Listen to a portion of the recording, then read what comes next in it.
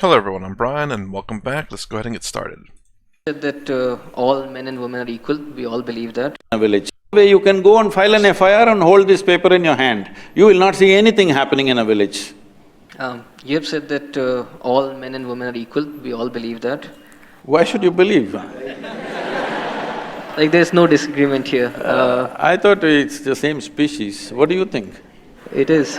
But you have also said that you cannot imagine your own household without a non-working mother. Did I say that? I guess. Yes. No. My mother was working more than anybody else. I think so. She took a lot of pride in doing her work.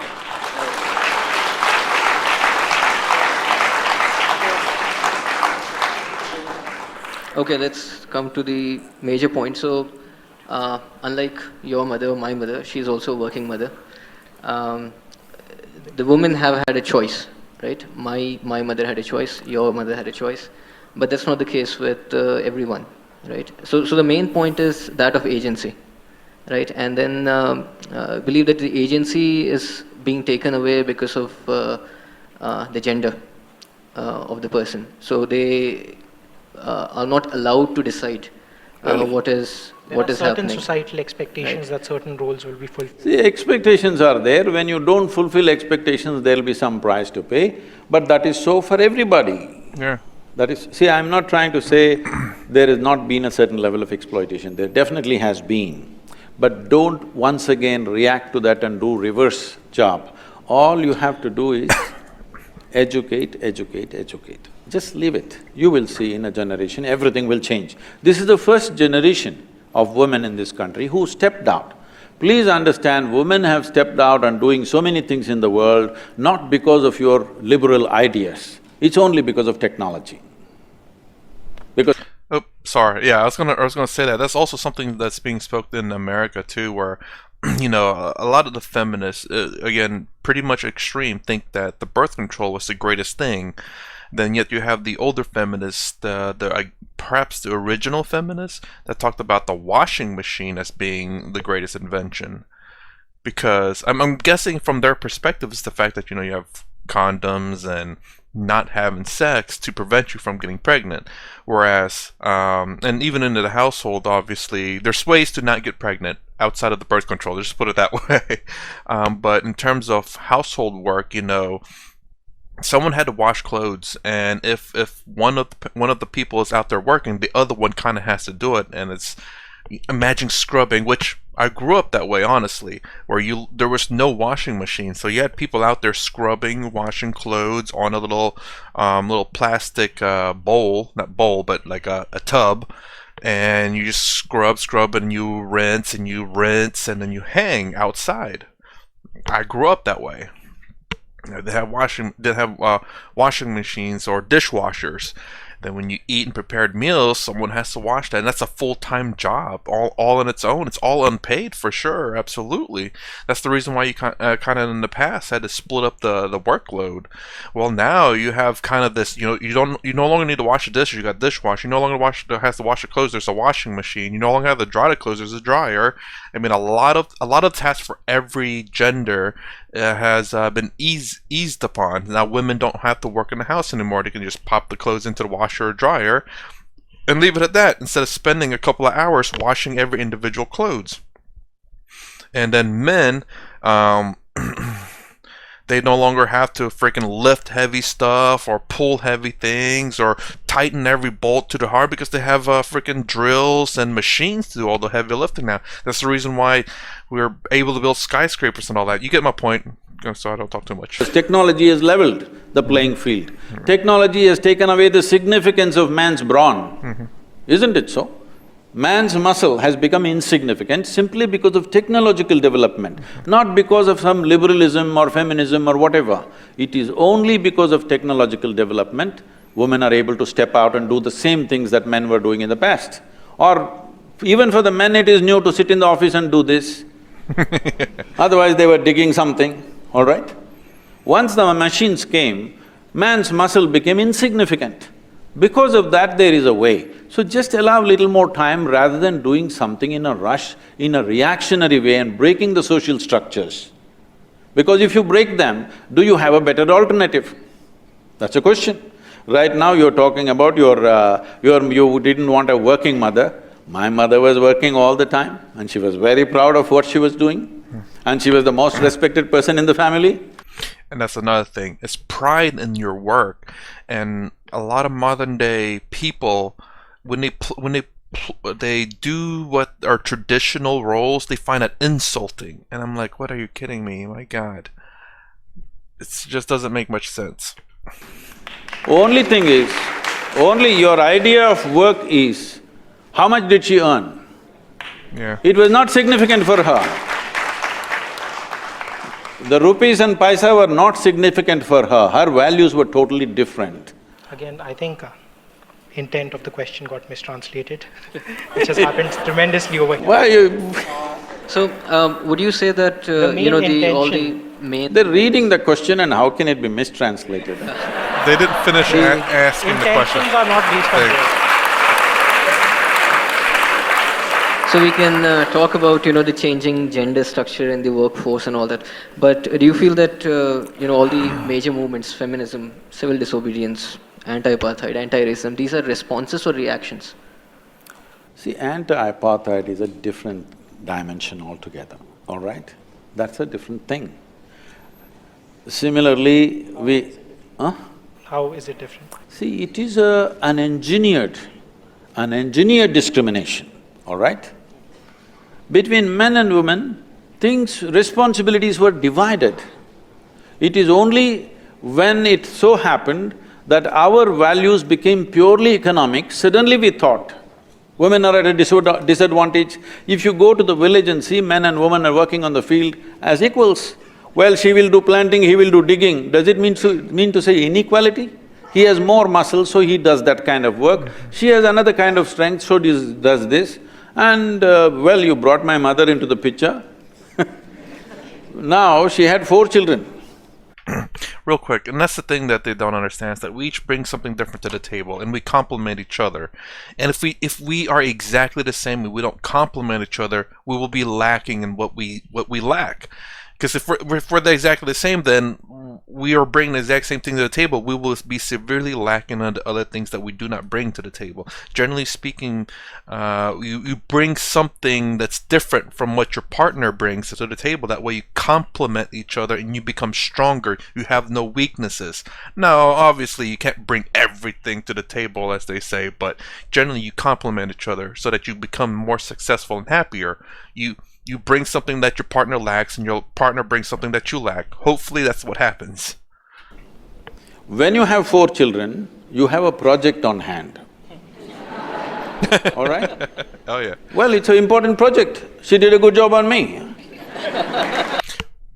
I guess this is a little personal, but my grandmother, I think, had 18 children. Or 16, somewhere around there.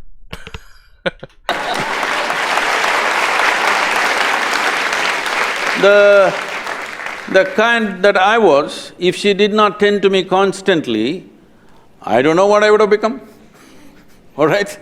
She did a good job on me and I'm glad. Not by domineering presence, but simply out of her love. You could not do anything that she won't like simply because she will simply sit there with a tear in her eye and finished. Everybody's finished in the house.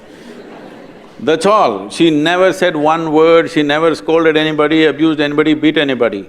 If we did something that was against whatever she thought is good for everybody, just one tear appeared in her eyes, finished we were. Everybody got fixed, absolutely.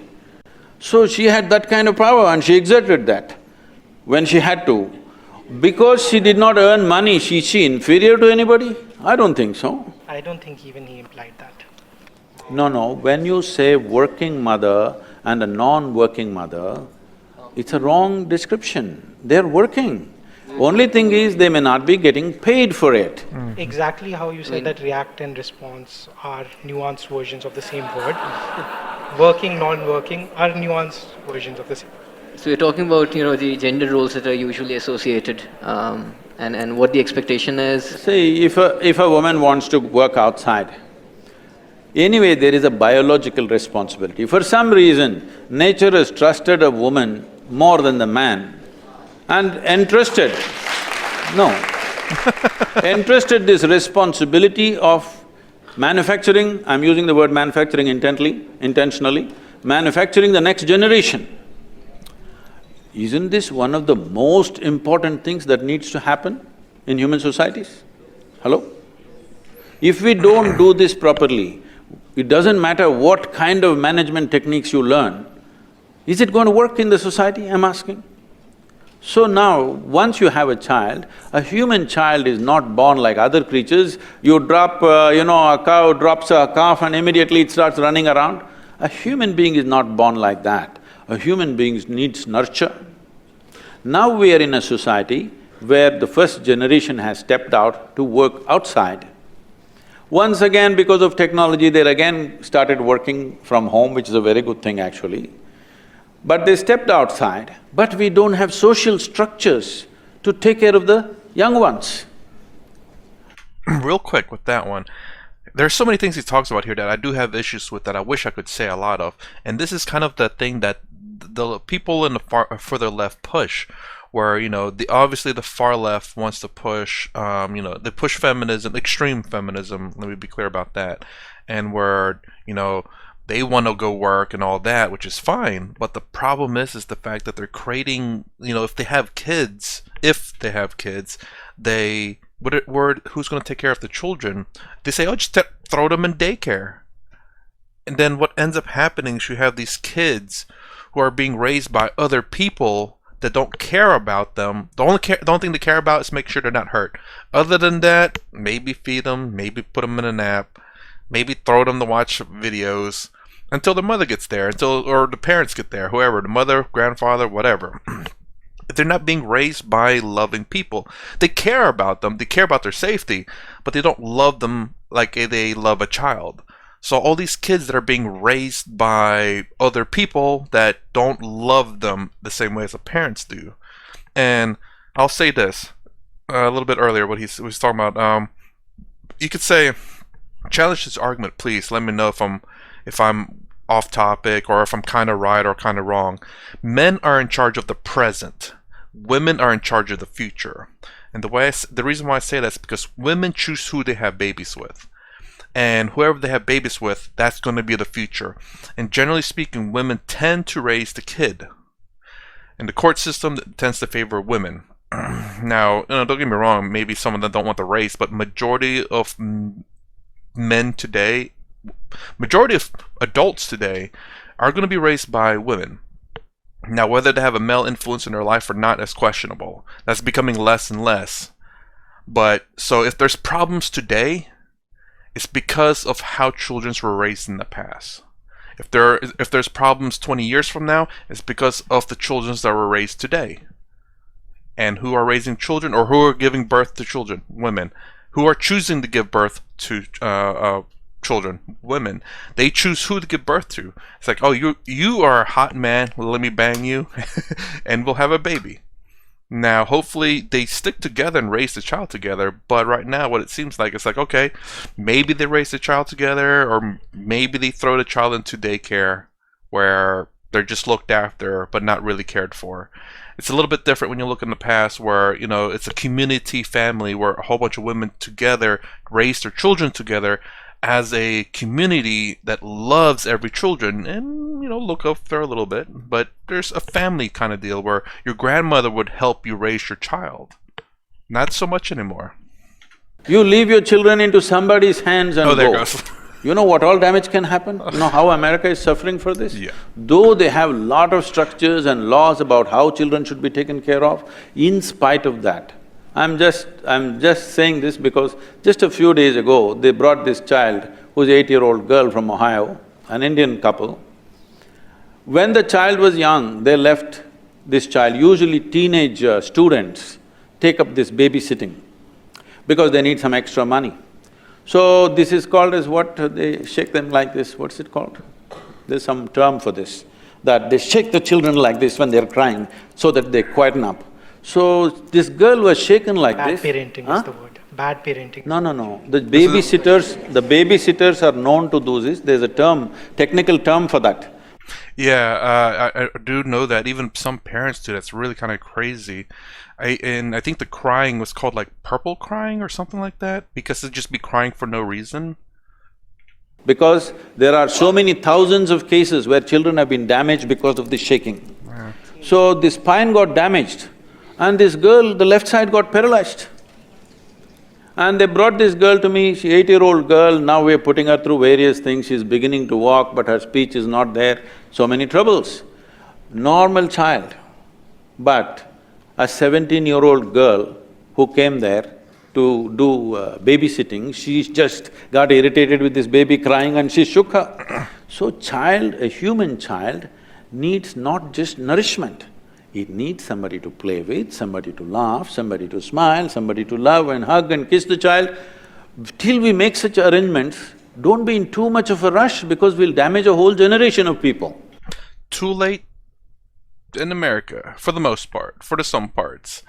And yes, and this is another thing that I want to point out too. Again, that shaking is a quick way to fix the problem. And this is another thing. I hope you guys can take notice of this. How are problems solved? Are they doing the quick way? Or the easy way? Or the slow and painful and arduous way? Just trying to calm the child in whatever other way that's not exactly easy, but it will calm the child. I don't know, feeding, seeing if that works, holding the child, patting the back, rocking the child and holding. Again, the quick fixes. We need to make those arrangements in the society. See, just now this society has just beginning to move away from joint family structure, where we had the luxury of grandmothers and aunts and this and that, all that is gone. Nuclear families have come, just husband, wife, children. Now there is no support system, nor is there an organized support system either by the government or private agencies. Nobody has come up with a real-time support system for young children. Where are you going to throw them and go when you go to work? I don't believe he's meaning you throw them and go. I did not say he means that. Why are you taking everything like… Too I literal. didn't mean My he's… bad.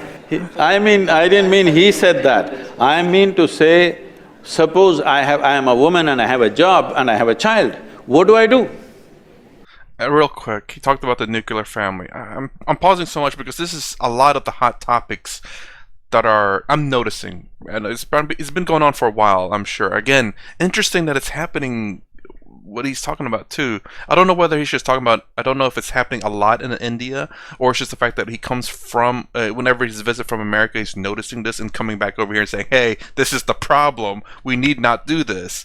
But it seems like the extremist feminism is trying to destroy the nuclear family because they're wanting to raise women as single motherhood, trying to boast it up. It's like, oh, you don't need no man, you can do it all your own. And I think this is honestly a bad thing for women and the children. Why women? Because it's putting a lot of pressure on women thinking that they should be able to do everything on.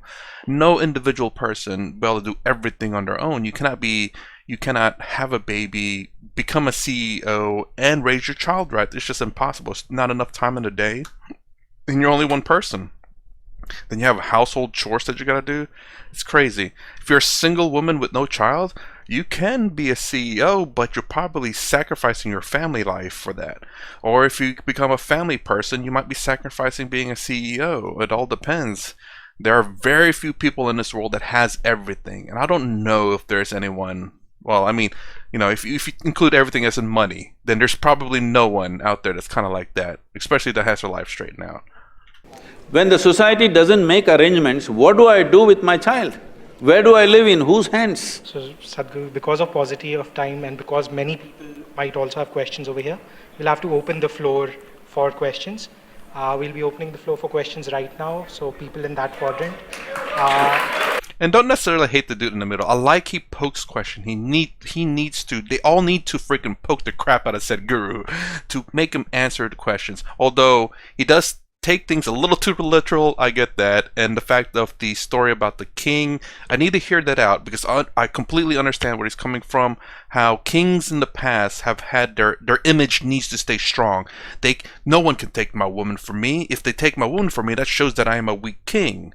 It's not that I care about the woman, it's just the fact that they took it from me. If they take her from me, they can take anything from me. That's the idea that it was coming from. I do have to listen to that story for sure, but Sadhguru is coming from the fact that, you know, he loves the queen and wants her to be with him. And both are equally as true. Kings in the past, you look at England, like Helen of Troy. If I remember one of the stories, just because, you know, she betrayed him and he wants revenge. So I don't know if it's going down that route or the fact that it was out of love and, you know, wanted to get her back. Personally, But you should not translate their questions, okay? No hate to the guy, no hate to the guy, but he needs to, I like that he's very, very meticulous, but, you know, turn it down just a little bit. I have a question that if I get a seat at IIM, my parents are very happy and then they congratulate me for my hard work. But the same thing, if I do not get a seat, they are like, you will get what God intended for you. So if already everything is predestined for me, why do I take up all this effort to even work hard? No. Nothing's predestined. It is not predestined, they just have a system as to how to address the failure.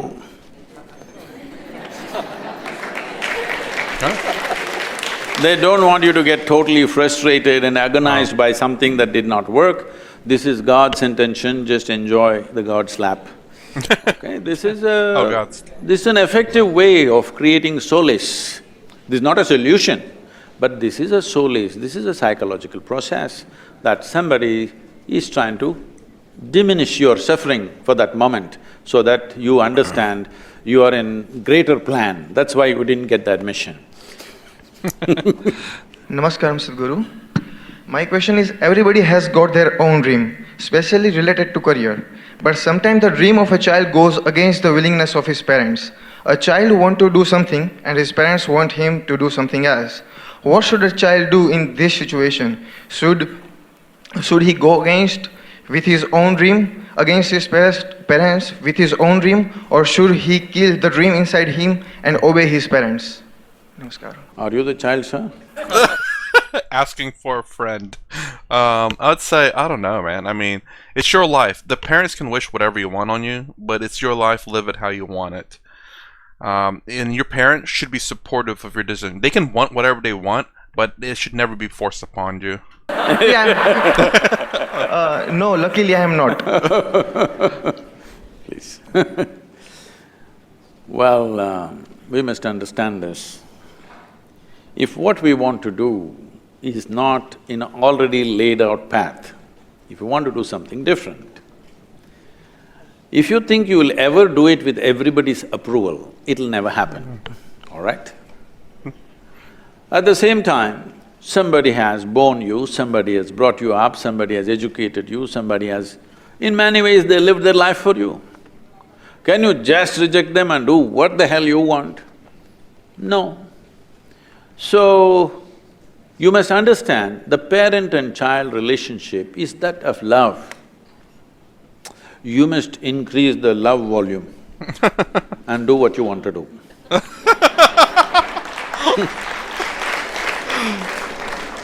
Now the problem is when they say no, you will get angry and say nasty things.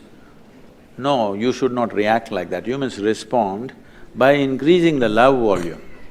When you increase the love volume, they melt. Then you must tell them, see, this is what I wish to do, otherwise I will not be happy doing what you want me to do. They will… Next. There is a prize for everything we do in our lives. So, we were talking about how it is a dilemma for a mother if she has a job to serve and a child to take care of. My question is why the same dilemma doesn't exist for the father? Because you're talking about a mother should be there to play with the child, to take care. Why can a father not be there? Or why the same dilemma doesn't exist for the father as it does for the mother? It does. But the thing is, though, you have to look at things a couple of ways here. If you sleep with someone and you're together, then one of you can agree to stay home and take care of the child and the other one go to work. The problem is, at a very young age, when a child is born, they need milk. Not regular milk, but you get the milk I'm talking about. And only the mother can produce that. Now, with technology, like Sadhguru was talking about, they're able to have formulas now where the mother doesn't need to do that anymore. We're making the mother's job, in a sense, useless. That's not the right word for it, though. It's kind of like how men's muscle has become useless. We still need muscle, obviously, but it's not as needed anymore because of the tools. Kind of like the milk is not needed anymore because of the tools that we can formulate, the formulas. But I think there's a bond between mother and child with the milk. But so a very young mother has to be there if they don't have formula. If they do, I think they're saying that the mother's milk is actually very, very good because it has things to help the baby develop antivirus, anti stuff. I forgot what it's called, but it helps them develop a strong immunity and strong gut bacteria. Formulas don't really have that, and I think babies develop later on to have a stronger immunity system. I think, if I remember correctly, but this a while back.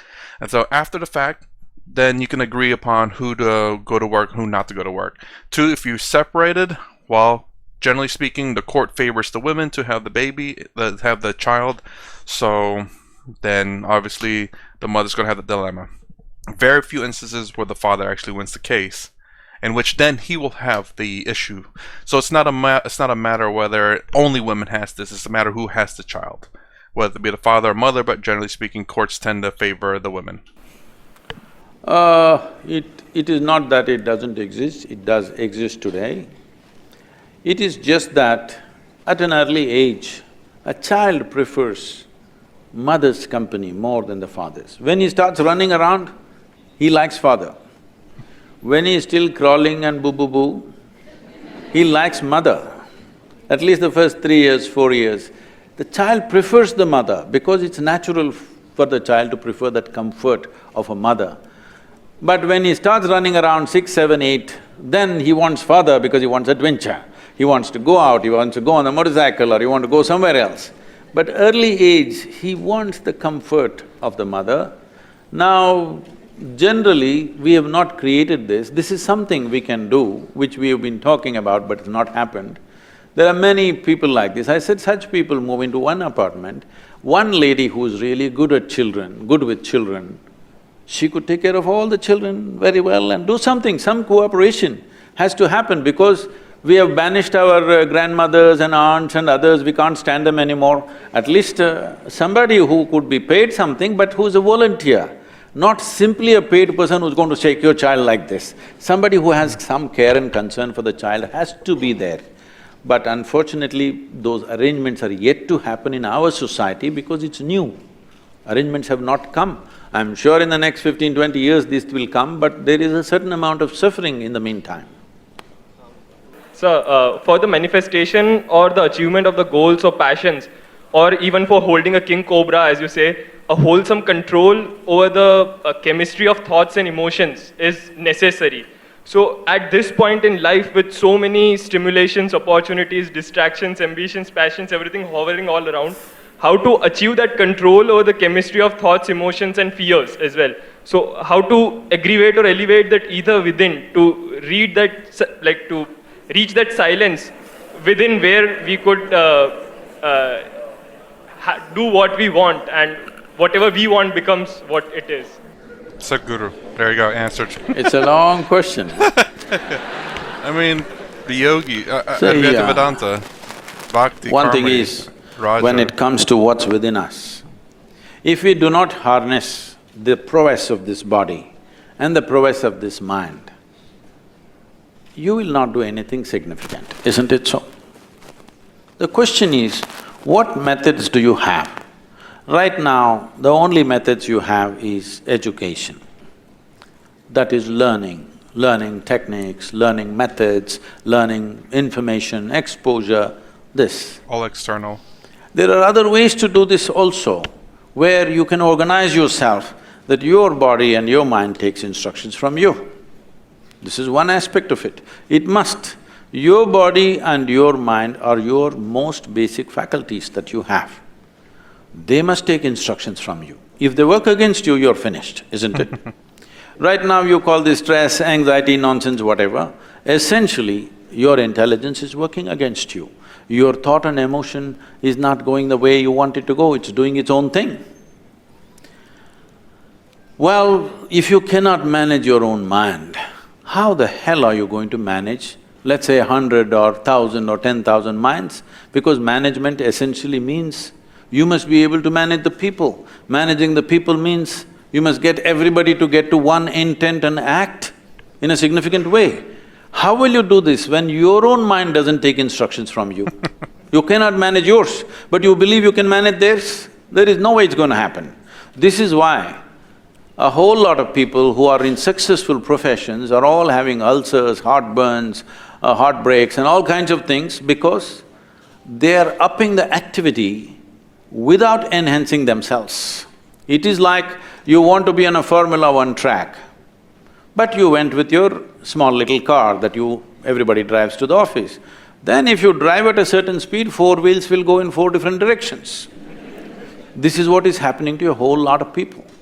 When they aspire for what they want and go at it, their body breaks down, their mind breaks down, something happens simply because they have not strived to enhance this. First you enhance this, activity will open up in the world for you. But you are in a rush for the goals that you have set up already.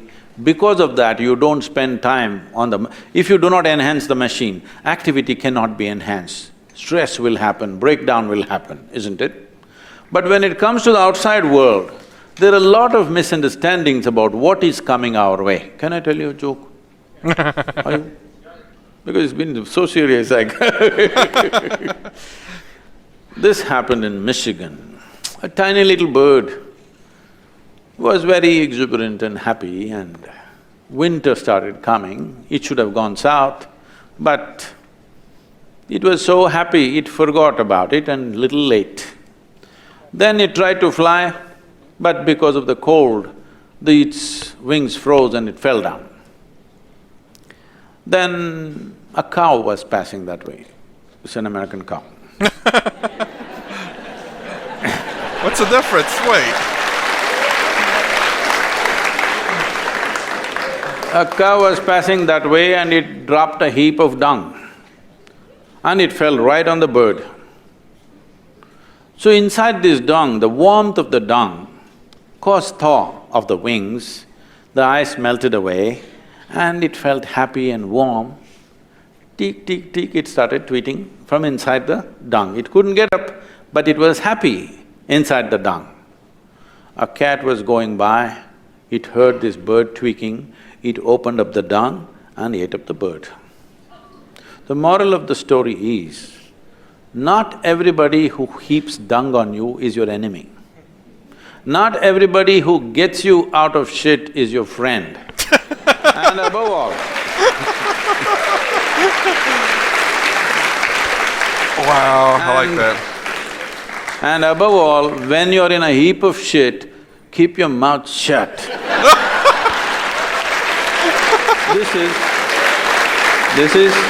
No, I'm saying this because we have created a world now, if I have trouble, I must talk to everybody in the world. They're all going to give 1,000 solutions. No, when you feel you're in trouble, please just spend some time upon yourself. Invest some time and energy upon yourself because there is no trouble which troubles you except what you allow, isn't it? What is it? You must invest some time and energy upon yourself. This value of solitude is totally gone in the world in this generation. Please bring it back if you want to make yourself of some substance.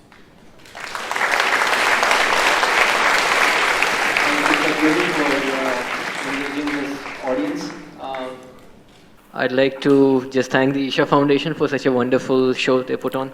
Wow. And thank you, Sadhguru, for spending so much time with us. With this, we close the session.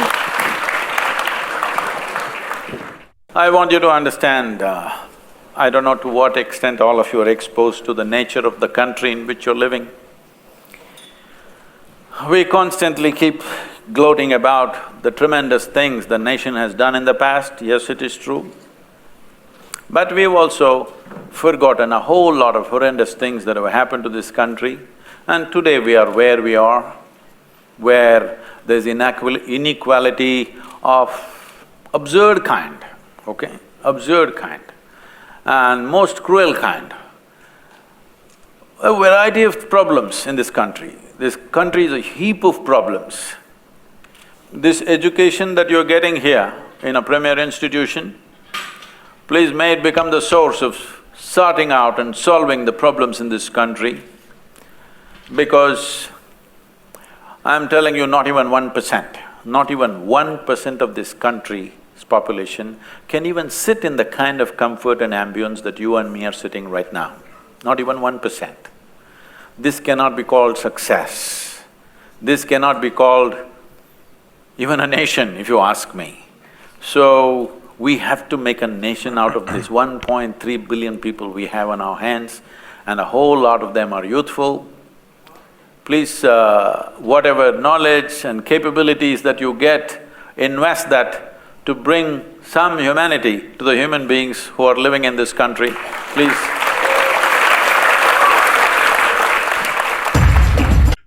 And I will not disagree there. Like, obviously you have to take care of yourself first, and what I mean by that is what he's talking about, how all the people who graduate in this institutes to be able to bring prosperity to the country that they're in before they're able to help any other country. If you cannot help yourself, you cannot really help out other countries.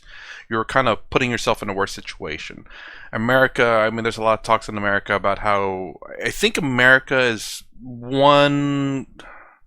either number one or one of the number one nations of like doing a lot of external help. So at least within America itself, I guess the Western Hemisphere. And a lot of people complain about that. It's like, why are we giving away so much stuff when we can't even, when we have so many problems in the United States? And I don't necessarily disagree with that, you know. Obviously, we should try to fix a lot of things, a lot of issues in America. And much like Sadhguru said over there about only 1% of the people, I don't know how true that is. I'm sure it's pretty low. But obviously, there's still a lot more to go before you can consider your country to be prosperous. Our country is prosperous, but it's also suffering like crazy. And I think that probably, I don't know if it's the consequence of being prosperous, because America is so focused externally that it doesn't look internally, and I mean to the individual, like individual like me, where a lot of people are so focused in external success. Video over with me talking now. That they don't look inside, that a lot of these people who may be rich and billionaires, but they're freaking suffering like crazy inside. And it's really strange whenever I hear rich people suffering. What? They're not happy and they have billions of dollars? Wait, are we talking about like billions of dollars and rich people not happy? It's really strange. So there's many different ways to calculate success, but I think to have both a external and internal success is one of the greatest things, and Americans don't got that internal part yet. Even not even really external necessarily either, you know. I know, I guess a lot of people saying that, you know, there's a lot of poor Americans and there's children in America that are not eating either. So obviously, you know, America being number one in military or gross domestic products or whatever sold in the world, but still, it still has a lot of problems. There's still a lot more ways America has to go, and we're all bickering about stupid stuff. About how many genders there are, about how you need to you need to believe in someone else's belief, how there's quote unquote certain inequalities in the world when in reality it's not. I think it's sad to hear people who are very much successful, relatively speaking, in life, but yet they claim to be victims, or they claim to be unsuccessful, or they claim to blame other people for their failures, and don't look to see that it is in fact themselves that are causing these issues, and they're creating this victimhood mentality because they're so successful. And that's the craziest thing. I believe there are a lot of people out there who are genuinely successful and can be happy, but they'd rather be a victim. It's just much easier. Or actually people who are capable of becoming successful and capable of being good in the world. But being a victim is much easier. Blaming other people for your failures is much easier than taking responsibility for your actions. It's really crazy. Anyways, that's the end of this video. Gone pretty long and me talking too much. Alright, that's my reaction to Sadhguru at IIM Ahmedabad. I probably mispronounced that wrong. I am terrible at pronouncing stuff. Youth and Truth. Can't wait to get to the other Youth and Truth videos that Sadhguru has. And, but yeah. Anyways, if you like my content, please consider subscribing, thumbs up, thumbs down below. Thanks for watching. I'll see you in the next vid.